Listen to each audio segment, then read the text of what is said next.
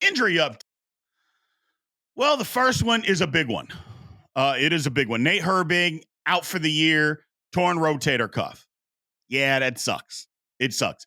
It sucks because look, Zach Frazier was tracking to be the starting center. He was a better center than Nate Herbig. He just was. I mean, and everybody wanted to see Zach Frazier be the starting center week one when we take on the Falcons. Everybody wanted to see that. And that's going to happen now, again, barring anything else. Let's knock on wood. Zach Frazier is going to be that guy. He's been playing pretty well in the 2 preseason games. He's done well in practice, in the joint practice. He's done his job. We like what Zach Frazier is doing. He was tracking to be the guy anyway. But we needed Nate Herbig just for the simple fact of we need some depth. Every offensive line needs depth. And unfortunately, Nate got hurt, torn rotator cuff. I know he was looking for a second opinion. Unless that one doctor is going to say, if you have a torn rotator cuff, it's hard for me to believe that another doctor's not going to see the same thing. Hopefully, maybe that's the case, man. Maybe it is. Maybe it's a partial and he can get back in. But if it's a torn rotator cuff, he's going to need surgery and he's going to be out for the year. So that is unfortunate there. Other injury front, Jaylen Warren, pulled hamstring, out 2 to 4 weeks. Everything that everybody said is that he should be back for week one. He should be. Now, here's the big question about Jaylen Warren getting hurt. What do the Steelers do at the running back position if he's not back for week one? Say he's out a week or two. What are the Steelers going to do? Cut down day is August 27th. What do we do? Are we okay with the guys that are on our roster? Because it can't just be Najee Harris and Cordarrelle Patterson and that's it. And then another guy I don't think that's enough. Now, I know what you're going to say. Come on, B. Why do we need 3 running backs? Because you need 3 running backs. We had a good running back room and a good balance in a running back room when it's Najee Harris, Jaylen Warren, Cordarrelle Patterson, and maybe somebody else on the practice squad. Well, now you got to move that practice squad guy up. I don't know. If I'm the Steelers, I wait. I wait on this one. Unless they're really, really satisfied with who they currently have in the running back room, I wait till cut down day. Because I just think that there's going to be a guy that does not make a roster that's going to be better than some of the guys that we currently have. Edwards, Perine. I think there's going to be a guy out there that gets cut that may be better. Now, yes, they're Steelers. Do we always want them to be Steelers? I get all of that. But at the 3rd and 4th and 5th running back position, I think we just want the best guy possible. That's what I believe. And so this might be a position where the Steelers wait. On the 53-man roster, they look to see who's out there. So, like I said, cut down day is August 27th. That's next Tuesday. They might just wait and say, okay, let's see what we got. Let's see what we got. Well, let's see what's out there.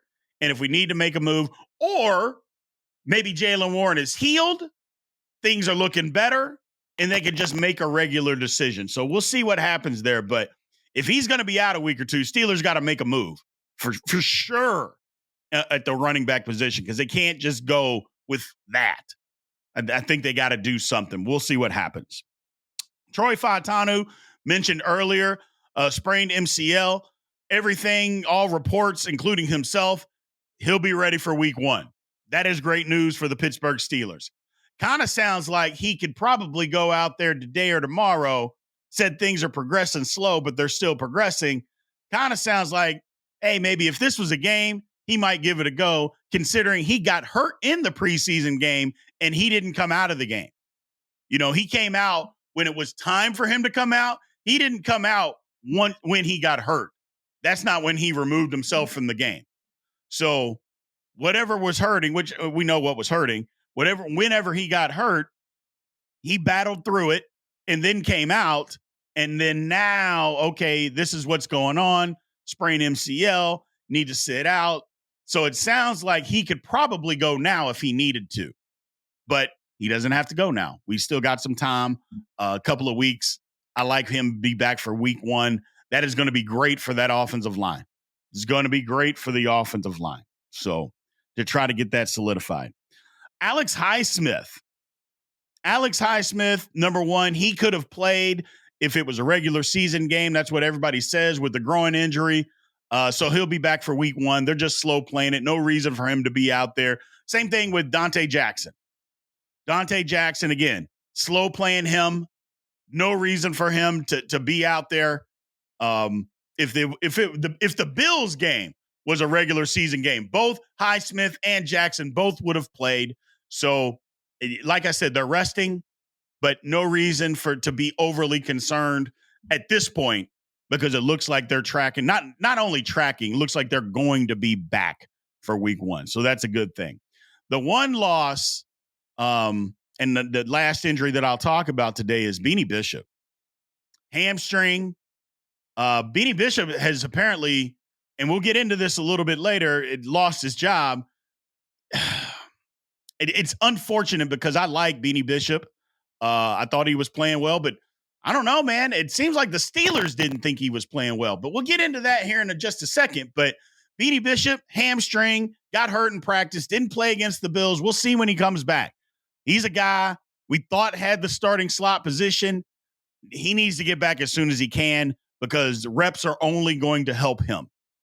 Maybe the Steelers have already seen enough to say this guy's going to be on the team, but if it comes down to it, he could be a casualty, and it could be because of injury, which stinks. It absolutely stinks. But, I mean, we got to have the best guy. Again, the best ability is availability, people. We got to have the best available guy. We saw what we went through last year, especially in the secondary. Lord have mercy. Guys dropping like flies.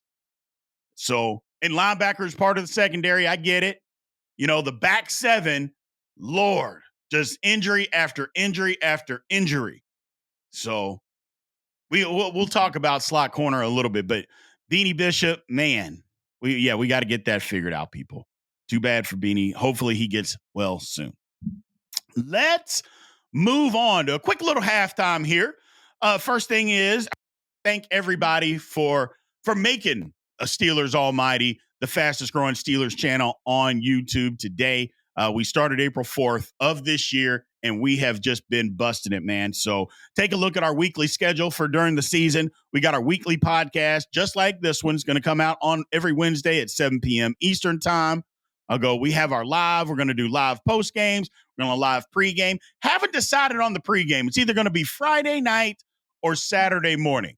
We're going to decide which one. And again, those are kind of fluid because if the Steelers play on a Thursday or they play on a Monday, some of that's going to get messed around. But on just regular work week or game weeks, I should say, this is what the schedule is going to be. So, and remember the hotline, people. Start calling into the hotline. That way we can go through it and we can put you on a podcast as of now. Look, the hotline number, 412-444-8390. 412-444-8390. Remember to leave your name, your YouTube username, email address, and where you're calling from. Leave a rant, question, comment, whatever it is. And again, at the halftime segment, I will start reading it, or better yet, we will play it, and then I will respond to it. We'll have you up on the screen and all that good stuff, people. So make sure you start calling into the Steelers Almighty hotline as of now. And again, super chats, Lord have mercy. We got another one. Capricorn Steel has sent us another super chat. We appreciate it and thank everybody who has done that. This is the latest one that we received.